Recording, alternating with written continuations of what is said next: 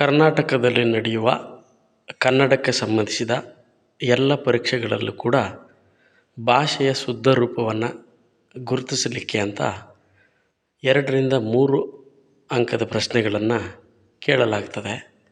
ಇಲ್ಲಿ ನಾನು ಒಂದು 15 ಪದಗಳ ಸರಿ ರೂಪ ಮತ್ತು ತಪ್ಪು ರೂಪವನ್ನು ಬರೆದಿದ್ದೀನಿ. ತಾವು ದಯವಿಟ್ಟು ಈ ಪದಗಳನ್ನು ಸೂಕ್ಷ್ಮವಾಗಿ ಗಮನಿಸಿ ಅದರ ಸರಿ ರೂಪ ಯಾವುದು ಅಂತ ದಯವಿಟ್ಟು ಕಮೆಂಟ್ ಬಾಕ್ಸಲ್ಲಿ ಹಾಕಿ. ನನಗನ್ಸುತ್ತೆ ಈ 15 ಪದಗಳಿಂದ ಕನಿಷ್ಠ ಒಂದು 2 ಪದಗಳಂತೂ ಈ ಮುಂದೆ ಬರ್ತಕ್ಕಂತಹ ವಿಲೇಜ್ ಅಕೌಂಟೆಂಟ್ ಆಫೀಸರು, PDO ಎಲ್ಲ ಪರೀಕ್ಷೆಗಳಲ್ಲೇ ಖಂಡಿತವಾಗಿ ಬರ್ತದೆ ಅಂತ ದಯವಿಟ್ಟು ಗಮನಿಸಿ. ಪದಗಳನ್ನು ಕಮೆಂಟ್ ಮಾಡಿ ಸರಿ ಉತ್ತರವನ್ನು ತಿಳಿಸಿ. ಧನ್ಯವಾದಗಳು.